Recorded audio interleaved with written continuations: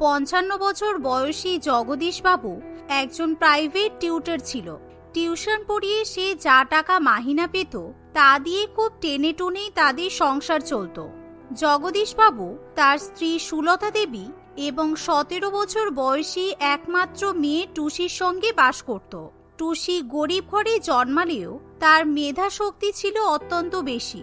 পুঁথিগত শিক্ষার পাশাপাশি তার যে কোনো বিষয়ে বুদ্ধি ছিল প্রবল। দেখতে দেখতে এভাবেই বর্ষাকাল চলে আসে। শহরের দক্ষিণ প্রান্তের নিচু এলাকায় জগদীশবাবুর পুরানো একতলা বাড়িটার অবস্থা বেশ করুণ হয়ে ওঠে। বসার ঘরে এক কোণে ছাদ চুইয়ে জল পড়ে বলে সেখানে একটা টিনের বালতি বসিয়ে রাখা হয়। ওগো, শুনে যাও তো, ডালটা তো ফুটিয়ে ফেললাম, কিন্তু আলু সিদ্ধ দেওয়ার মতো শুকনো কাঠ যে আর একটাও নেই। সবই তো বৃষ্টির জলে ভিজে চপচপে হয়ে গেছে। আজকে কি আর হাড়ি উঠবে না? আহা সুলতা, অত চিল্লাচ্ছ কেন?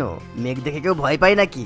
আমাদের মেয়ে টুসিকে বলেছি পাড়ার মোড়ের দোকান থেকে 2 মুঠো মুড়ি আর 2টো তেলে ভাজা নিয়ে আসতে। আজ বর্ষার সন্ধ্যায় চপ মুড়িতেই নৈশভোজ শেষ করা যাক, তাই না? মুড়ি চানাচুর? গত 3 দিন ধরে এই বৃষ্টিতে একবেলা আলু সিদ্ধ ভাত আর একবেলা মুড়ি খেয়ে আছি। তোমার ওই রাজকীয় বড়লোক বন্ধুর গল্প শুনে শুনে আমার তো কানটা পুচে গেল, অথচ ঘরে 1 ফোঁটা সর্ষের তেল নেই। তুমি ধীমানের কথা বলছো? আরে ধীমান চৌধুরী এখন অনেক বড় লোক হতে পারে, কিন্তু ছোটবেলায় তো আমার মতোই সুতির হাফ প্যান্ট পরে ঘুরে বেড়াতো। ওর বাবা যখন দেউলিয়া হয়ে গেছিলেন তখন আমার বাবাই তো ওদের থাকার জায়গা দিয়েছিল। বন্ধুত্বের মাঝখানে টাকার দেওয়াল তুলতে নেই, বুঝেছো সুলতা? এমন সময় কাদা মেখে দড়াম করে ঘরের দরজা খুলে টুসি ভেতরে আসে। তার হাতে একটা নোংরা পলিথিন ব্যাগ থাকে। বাবা, ও বাবা, রাস্তার মোড়ে হাঁটু জল, তার উপর পাড়ার ক্লাবঘর থেকে শুরু করে পঞ্চায়েতের নর্দমা সব একাকার। মোড়ের বলাইদার চপের দোকানে এমন ভিড় যেন ফ্রিতে আইফোন দিচ্ছে। এই নাও তোমার 10 টাকা চানাচুর আর 4টে পেঁয়াজি। আর জানো বাবা, একটা রকেট মার্কা মার্সিডিজ গাড়ি এসে আমাদের ড্রেনের পাশে আটকে গেছে। ঠিক তখনই বাড়ির বাইরে একটা প্রচন্ড গাড়ির হর্ন বেজে ওঠে। তার পরক্ষণে এক বিলাসবহুল মার্সিডিজ গাড়ির ইঞ্জিন বন্ধ হওয়ার শব্দ পাওয়া যায়। আরে ও জগদীশ, আসছিস নাকি বাড়িতে? জগদীশ, শুনতে পাচ্ছিস? এই তো ধীমানের গলা। ওরে টুসি, দরজা খোল, তাড়াতাড়ি খোল দরজা। দরজা খুলতেই দেখা যায় সামনে ধীমান বাবু, গায়ে দামি ফরাসি সুগন্ধি, কিন্তু পরনে ট্রাউজার হাঁটু পর্যন্ত গোটানো। পেছনে উকি দেয় তার স্ত্রী রীনা দেবী, যার মুখে চরম বিরক্তি এবং হাতে বহুমূল্যের ডিজাইনার ব্যাগ। সবার পেছনে থাকে তাদের মেয়ে টিনা, যে কিনা আইফোনে ভিডিও করতেই ব্যস্ত থাকে। আরে জগদীশ, তোদের এই এলাকাটা তো একটা আস্ত দিঘি হয়ে গেছে রে ভাই। ড্রেন কোনটা রাস্তা কোনটা বোঝাই তো যাচ্ছে না। আমার মার্সিডিজের চাকা তো তোদের গলির গর্তে গেঁথে গেল। কিন্তু এই বর্ষায় তুই এখানে? এ তো যেন মেঘনা চাইতেই জল। তা তোর দামি কোটে আবার কাদা লেগে গেল নাকি রে? অন্যদিকে রীনা দেবী ঘরের চারিদিকে আর চোখে তাকানোর পর, ধীমান, আমরা কোথায় এলাম বলতো? পুরো ঘরটাই স্যাঁতস্যাঁতে গন্ধ। আর ওই যে কোণে টিপ টিপ করে জল পড়ছে, ওটার নিচে কি আমরা বসবো নাকি? আরে রিনা, একটু মানিয়ে নাও না। আমি তো বললাম এয়ারপোর্টে যাওয়ার পথে ন্যাশনাল হাইওয়েতে বড় ধস নেমেছে, সব রাস্তা বন্ধ। আর এই ঝড়ের রাতে কোনো 5 স্টার হোটেলে তো বুক করা সম্ভব হলো না। তাই ভাবলাম কাছেই তোমার ছোটবেলার ভাই জগদীশের বাড়ি, তাই তো এখানে এলাম। এমন সময় টিনা ক্যামেরার দিকে মুখ করে বলে, গাইস দেখো, aesthetic village vibe, rain water leakage inside the living room, বর্ষা লাইফ, রোম্যান্টিক প্যাচ। টিনার কথা শুনে জগদীশবাবু এবং তার পরিবারের লোকেরা খুব লজ্জিত বোধ করে। আরে আপনারা দাঁড়িয়ে কেন? আসুন আসুন, বসে পড়ুন, এই তক্তপোষে বসুন। ওরে টুসি, ওই বালতিটা সরিয়ে ওখানটা একটু মুছে দে না। হে ঈশ্বর, ধীমান, আমার ব্যাক পেন শুরু হয়ে যাবে এই কাঠের মতো সোফায় বসলে। এখানে কোনো ড্রাই ক্লিন তোয়ালে হবে? নিশ্চয়ই নিশ্চয়ই। সুলতা, শোনো না, অতিথিদের জন্য কিছু শুকনো জামা কাপড় বের করে দাও। আর ধীমান, তোদের জন্য 4 গরম গরম স্ন্যাক্স আনছি। আরে না না জগদীশ, ব্যস্ত হওয়ার কিছু নেই। আমরা তো শুধু রাতটুকু কাটাবো, কাল সকালেই হাইওয়ে পরিষ্কার করে চলে যাব। তবে হ্যাঁ, তোর বৌদির কিন্তু একটু ডাস্ট অ্যালার্জি আছে, একটু খেয়াল রাখিস আর কি। কিছুক্ষণের মধ্যেই লোডশেডিং হওয়ার সাথে সাথে রান্নাঘরের ছবিটাও বদলে যায়। একটা কুপি এবং মোমবাতির আলোয় কাজ চালানোর চেষ্টা চলে। সুলতা দেবী জগদীশ বাবুকে রান্নাঘরে ডেকে চাপা গলায় ফুসফুস করে বলে, শুনছো, তোমার ওই কোটিপতি বন্ধু তো ঘরে এসে জাকিয়ে বসেছে, কিন্তু ধারের দোকানে আর তো একটা টাকারও জিনিস দেবে না। ঘরে শুধু মুড়ি আর দুটো পেঁয়াজি পড়ে আছে। ওই বড়লোক মেম সাহেব কি মুড়ি খাবে? এই শুনে জগদীশবাবু পকেট থেকে একটা 200 টাকার ছেঁড়া নোট বার করে বলে, এই নাও, আমার কাছে এই 200 টাকাই শেষ সম্বল আছে। শোনো, ধীমান আমার বাল্যবেলার বন্ধু। ও জীবনে প্রথমবার আমাদের বাড়িতে এলো। অভাবের জন্য যেন আমার মান সম্মান না যায়। অন্যদিকে ধীমানবাবু এবং রীনা দেবী বসার ঘরে বসে থাকে। টিনা ফোনের ফ্ল্যাশ জেলে রিলস বানায়। ধীমান, এখানে একটাও এসি নেই, পাখাটাও ঘুরছে না, মশার কামড়ে আমার পা দুটো শেষ। তুমি আমাকে কোন নরকে নিয়ে এলে বলো তো? আহা রিনা, শান্ত হতো। জগদীশ কত ভালো মানুষ জানো? ছোটবেলায় ও নিজের টিফিন আমাকে খাইয়ে দিত। আজ আমাদের এত টাকা আছে, কিন্তু এমন নির্মল ভালোবাসা কোথায় পাবে বলো তো? এমন সময় বিদ্যুৎ চলে আসে। ধীমান, তুমি আমাকে কোন নরকে নিয়ে এলে? না না বৌদি, ভয় পাবেন না। ওটা একটু হাওয়ার তোরে নাচানাচি করে আর কি। এই নিন, আপনাদের জন্য স্পেশাল আদা চা, আর আমাদের এখানকার বিশেষ পদ ক্রিসপি লেন্টিল ফ্রাইটার্স, মানে পেঁয়াজি। রাত তখন 11:30। বাইরে বৃষ্টির তাণ্ডব আরো বেড়ে যায়। রান্নাঘর থেকে এমন সময় সুস্বাদু হাঁসের ডিমের কারি এবং গরম ভাতের সুগন্ধ ভেসে আসে। কিছুক্ষণ পর একটা ছোট্ট টেবিলে সবাই খেতে বসে। ধীমানবাবু স্ব-উৎসাহে হাত ধুয়ে তৈরি, কিন্তু রীনা দেবী থালার দিকে বড় অদ্ভুত দৃষ্টিতে তাকিয়ে থাকে। আহা জগদীশ, এই হাঁসের ডিমের ঝোলার গরম ভাত, কত বছর পর এইরকম ধোয়া ওঠা খাবার দেখছি বলতো। আমাদের ওই ক্যাটারারের ওই রোস্টেড চিকেন আর সুপের চেয়ে এটার গন্ধ অনেক ভালো। আচ্ছা, এই ডিমগুলো কি অর্গ্যানিক? আই মিন পাস্তুরিত হবে তো? আর জলটা কি আপনারা অ্যাকোয়াগার্ডের ব্যবহার করেছেন? আসলে জলটা ফুটিয়ে ছেঁকে নেওয়া হয়েছে বৌদি, আমরা তো এই জলই খাই। এমন সময় টিনা খাবারের ছবি তুলতে তুলতে বলে, মাম্মি স্টপ কমপ্লেনিং। দেখো, এটা দেখতে কতটা র অ্যান্ড আনফিল্টার্ড বলে মনে হচ্ছে। আমার ফলোয়ার্সরা অলরেডি লাভ রিঅ্যাক্ট দিচ্ছে। ধীমান, একটু শোল মাছের ঝোল করতে পারলে ভালো হতো, তাই না? কিন্তু এই অসময়ে বাজারে আর কিছু পেলাম না রে। তোদের মতো মানুষদের এই সাধারণ খাবার দিতে আমার নিজেরই লজ্জা লাগছে। এমন সময় হঠাৎ ঘরের চালের একটা টিন বাতাসের তোড়ে একটু আলগা হয়ে পড়ে, আর ঠিক ধীমান বাবুর মাথার ওপর দিয়ে জল পড়া শুরু হয়। ও মাই গড, ধীমান, তোমার মাথায় জল পড়ছে? This is unbelievable. এখানে খাওয়া অসম্ভব। টুসি তাৎক্ষণিকভাবে একটা বড় পিতলের গামলা এনে ধীমান বাবুর মাথার পেছনে ধরে। কোনো চিন্তা করবেন না আঙ্কেল, ওয়াটারফল এফেক্ট সহ ডিনার 5 তারা স্কাই ভিউ রেস্তোরাঁতেও কিন্তু এরকম প্রাকৃতিক ফিল পাবেন না। একদম ঠিকই বলেছিস টুসি। এই নে মা, গামলাটা ধরে রাখ, আমি ডিনারটা শেষ করি। রিনা, তুমি বেশি না ভেবে খেয়ে নাও। এমন অ্যাডভেঞ্চার জীবনে বারবার আসে না, বুঝেছো? খাওয়া দাওয়া শেষ করে রীনা দেবী এবং টিনা ভেতরের একমাত্র ভালো ঘরটিতে ঘুমাতে চলে যায়। অন্যদিকে বাইরের ঘরে একটা পুরনো তক্তপোষে শৈশবের 2 বন্ধু পাশাপাশি ঘুমিয়ে পড়ে। জগদীশ, তুই আজও সেই একই রকম রয়ে গেলি, একদম সরল নিষ্পাপ। কিন্তু একটা সত্যি কথা বলতো, তোর সংসার চলছে কেমন করে? এই বাড়িটার যে অবস্থা, সামান্য একটু সারাইও করাসনি তো। আর বলিস না ভাই ধীমান, প্রাইভেট টিউটারিং করার কতটুকু হয় বল? তারপর আবার এই বছর যা বর্ষা, তোকে দেখে মাঝে মাঝে মনে হয় তুই কত সফল। আর আমাকে দেখ, আমি একটা ভাঙা ছাদও মেরামত করতে পারলাম না। সফল? তুই কাকে সফল বলছিস জগদীশ? এই যে আমার কোটি কোটি টাকার ব্যবসা, দামি গাড়ি, বিদেশে বাড়ি, জানিস এর পেছনে কত যন্ত্রণা লুকিয়ে আছে? যন্ত্রণা? তোর আবার কিসের যন্ত্রণা রে? আমার ব্যাংকে টাকা আছে, কিন্তু শান্তিতে 1 ঘন্টা ঘুমানোর ওষুধ নেই। রিনা সারাদিন হাই সোসাইটির পার্টি আর কেনাকাটা নিয়ে ব্যস্ত। টিনা আইফোনের পর্দা ছাড়া বিশ্বটাকে দেখতেই পাই না। আমার ঘরে প্রতি রাতে ঝগড়া হয়, হিসাব নিকাশের খেলা চলে। আর তোদের ঘরে এসে আমি যা দেখলাম, এক বাটি ডিমের ঝোল নিয়ে তোরা 3জন কেমন হেসে খেলে কথা বলছিস। এই হাসিটা কিনতে আমার সব সম্পত্তি বিক্রি করে দিলেও পাবো না রে জগদীশ। তুই তো ভারী অদ্ভুত কথা বলছিস ধীমান। অভাবের যে কি কামড়, সেটা তো তুই বুঝিসই না। প্রতি মাসের শেষে মুদির দোকানে দেনা মেটাতে গিয়ে না আমাদের রাতের ঘুম উড়ে যায়, বুঝেছিস? ভাই, অভাব টাকারও হতে পারে, আবার মনেরও হতে পারে। তোর টাকার অভাব আছে, কিন্তু মনের প্রাচুর্য আছে। আর আমার টাকা উপচে পড়ছে, কিন্তু মনটা একেবারে কঙ্কাল হয়ে গেছে। বাইরের ঘরের এই গভীর কথোপকথন ঘরের দরজার আড়াল থেকে রীনা দেবী কান পেতে শুনতে থাকে। ধীমানের মুখে সেই সত্যি কথাগুলো শুনে সে একেবারে থমকে যায়। তার চোখের কোণে এক ফোঁটা জল চিকচিক করে ওঠে। পরের দিন সকালে বৃষ্টি থেমে যায়। আকাশ পরিষ্কার। রোদের নরম আলো ভাঙা জানালার ফাঁক দিয়ে ঘরের মধ্যে এসে পড়ে। এমন সময় রীনা দেবী ঘুম থেকে উঠে রান্নাঘরে চলে যায়। ওমা, বৌদি, আপনি এত সকালে উঠে রান্নাঘরে এলেন কেন? রাতে ঘুম ভালো হয়েছিল তো? খুব মশা কামড়েছে বুঝি? না না, ঘুম তো বেশ ভালোই হয়েছে। আসলে কাল রাতে আমি খুব বাজে ব্যবহার করেছি আপনাদের সাথে, তাই না? সরি। আরে নানা বৌদি, আপনি সরি বলছেন কেন?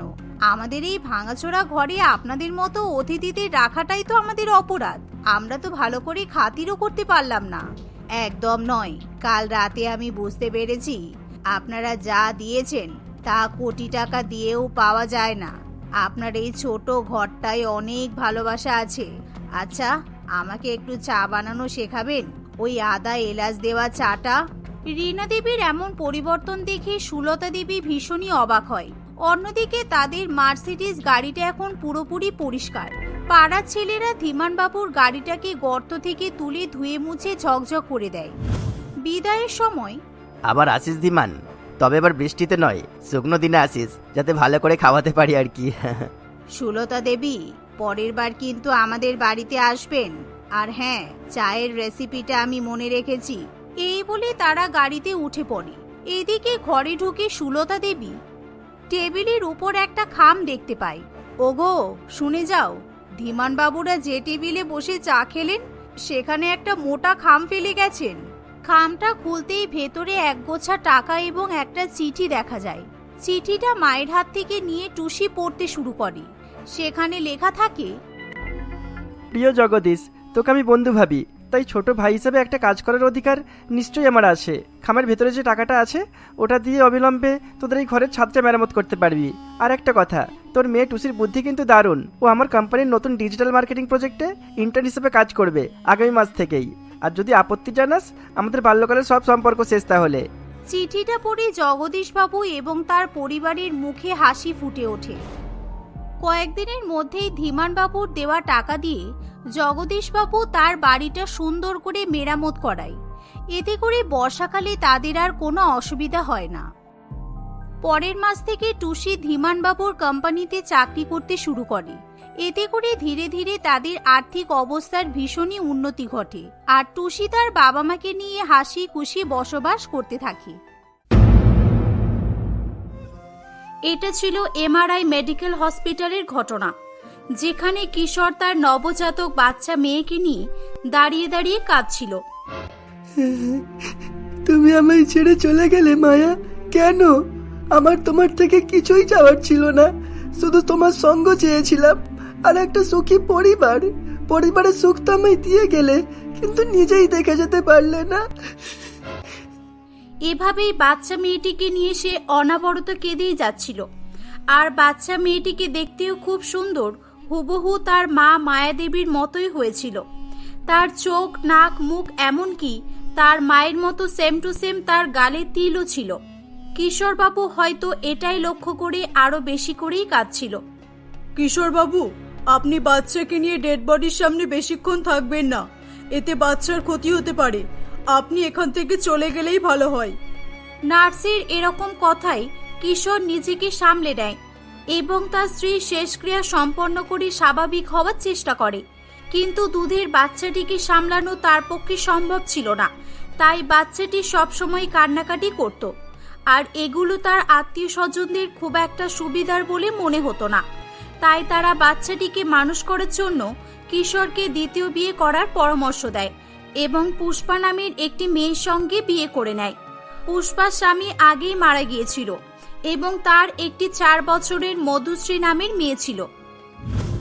দেখো পুষ্পা, আমি তোমাকে বলবো না শুধু আমার মেয়েকে ভালোবাসো, তুমি দুজনকেই সমানভাবেই বড় করে তোলো, যাতে পরবর্তীতে মধুশ্রী আমায় সৎ বাবা অথবা সোনিয়া তোমাকে সৎ মা মনে না করে।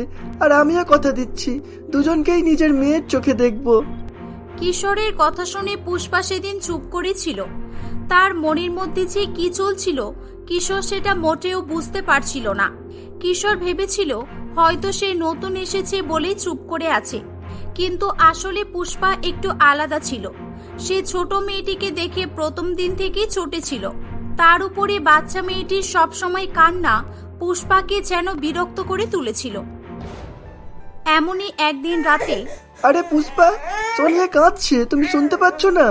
এই তাড়াতাড়ি ওঠো আর দেখো, সোনিয়ার মনে হয় খিদে পেয়েছে। কি মুশকিল বলো তো, এই তো খেতে দিয়ে ঘুমালাম। উফ, দাঁড়াও যাচ্ছি। এই বলে পুষ্পা বিরক্তির সঙ্গেই রান্নাঘরে গিয়ে বেবি ফিডারটি নিয়ে আসে এবং সোনিয়াকে খেতে দেয়। বাচ্চা সোনিয়া দুধ খেতে খেতে আবারও ঘুমিয়ে পড়ে। বাহ, ভালোই তো। তোমার হাতে তো সত্যি সত্যি মায়ের মতো মমতা আছে। সোনিয়া তোমার কাছে যেতে না যেতেই চুপ করে গেল। হ্যাঁ, তা করব না তো কি করব? আমি কি ওর মা নই? এই তো না, তুমি আমায় মনে করিয়ে দিলে বলো, আমি তো ভুলেই গেছিলাম। আচ্ছা বাবা, সরি, আমার ভুল হয়েছে। আমি আর তোমার ছোট মেয়ের বিষয়ে কখনোই কিছু বলবো না। এভাবেই দিনের পর দিন পুষ্পার প্রতি কিশোরীর বিশ্বাসকে সে আরো মজবুত করে তুলছিল। এমনই একদিন কিশোর কোনো এক কাজে কয়েকদিনের জন্য শহর থেকে বাইরে গিয়েছিল। উফ, এই মেয়েটা চালায়, আমি রাতে ভালোভাবে ঘুমাতেও পারি না। একে তো সারাদিন সংসারের কাজ করতে হয়, তার উপরে রাতে একটু আরাম করে ঘুমাবো, তাও হয়ে ওঠে না। মাঝে মাঝে তো মনে হয় এই মেয়েকে কোথাও ফেলে দিয়ে আসি। হ্যাঁ, আইডিয়া, আজ কিশোর বাড়িতেও নেই। আমি সত্যি সত্যি এই ঝামেলাকে আজ বাড়ি থেকে বিদায় করেই ছাড়বো। এই ভেবে পুষ্পা তার দুধের বাচ্চাটিকে নিয়ে একটি উঁচু পাহাড়ের উপর থেকে ফেলে দেয়। সৌভাগ্যবশত পাহাড়ের নিচে একটি খড়ের ছাউনি দেওয়া বাড়ি ছিল এবং বাচ্চা মেয়েটি গিয়ে ওই ছাউনির উপরেই পড়ে এবং সে বেঁচে যায়।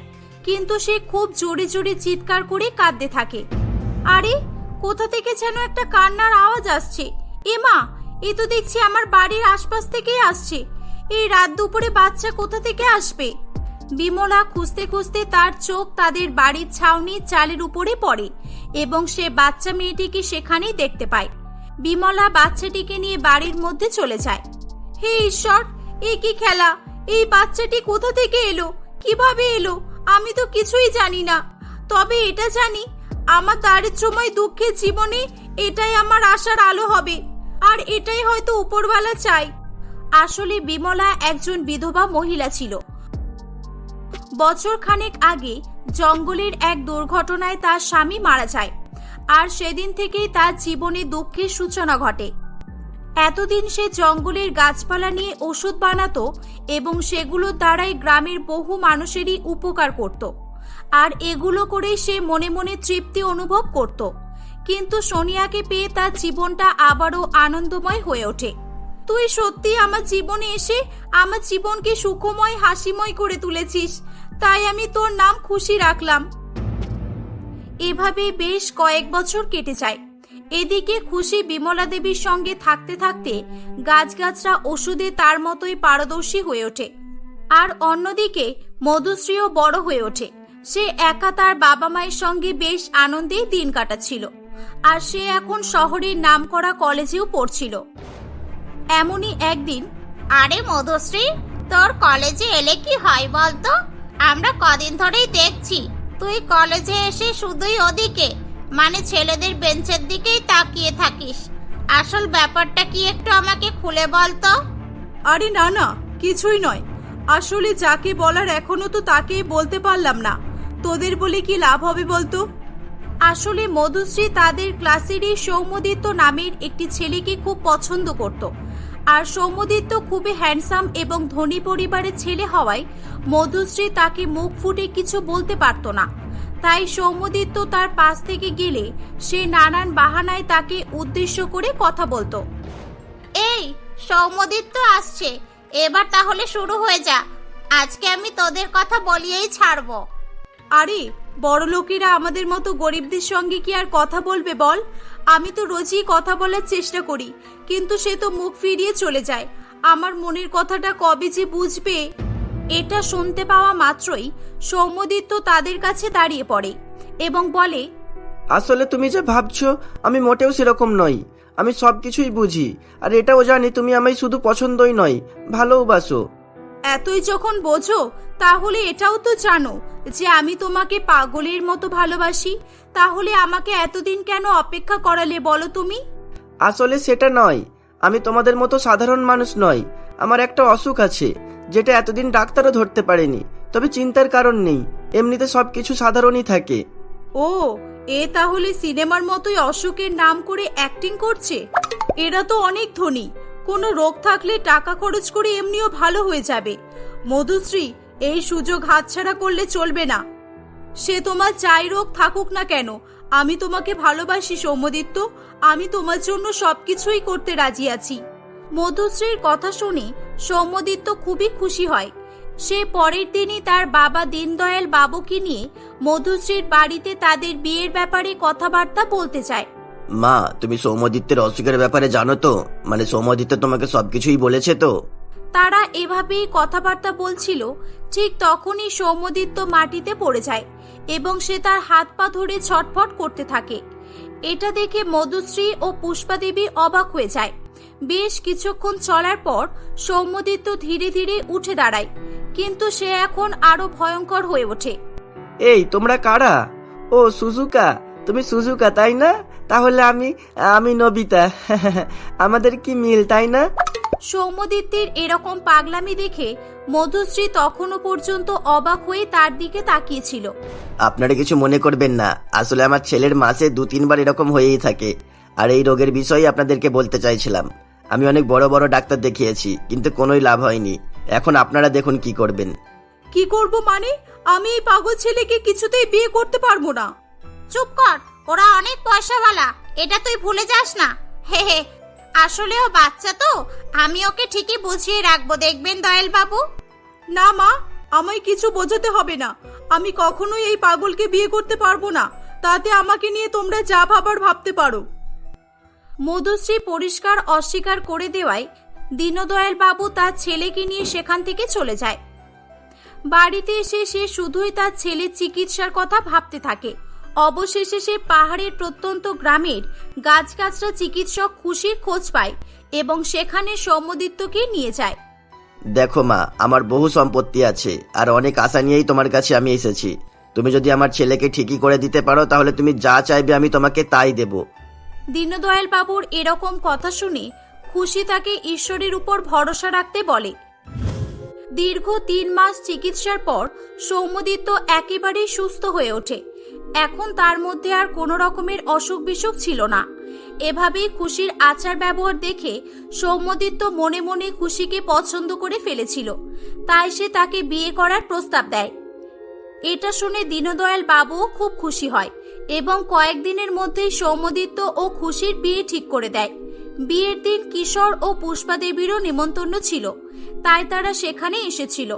এদিকে খুশিকে দেখতে পুরো একেবারে সেম টু সেম মায়াদেবীর মতোই ছিল, আর এমনকি তার গালের তিলটাও একই জায়গায় ছিল।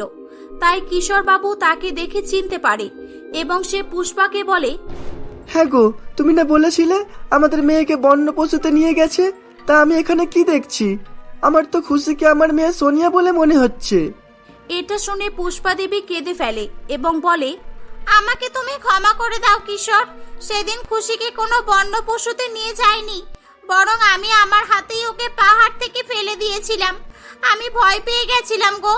আমি ভেবেছিলাম সোনিয়া বড় হয়ে আমার মেয়ের অধিকারগুলো ভোগ করবে, কিন্তু ভাগ্যের পরিহাস দেখো, ঈশ্বর ওকে বাঁচিয়ে সত্যি সত্যি আমার মেয়ের পছন্দের ছেলের সঙ্গে বিয়ে হলো। আসলে কপালে যা লেখা থাকে সেটাই হয়। আমরা যতই চেষ্টা করি না কেন, আমরা কেউ কখনো আমাদের ভাগ্য পরিবর্তন করতে পারবো না। আমাকে ক্ষমা করে দাও। পুষ্পা দেবী এভাবেই কাঁদতে কাঁদতে বলতে থাকে এবং সকলের কাছে ক্ষমা চায়। সকলেই তাকে ক্ষমা করে দেয়। বিয়ের পর খুশি সুখে শান্তিতে তার সংসার জীবন কাটাতে থাকে।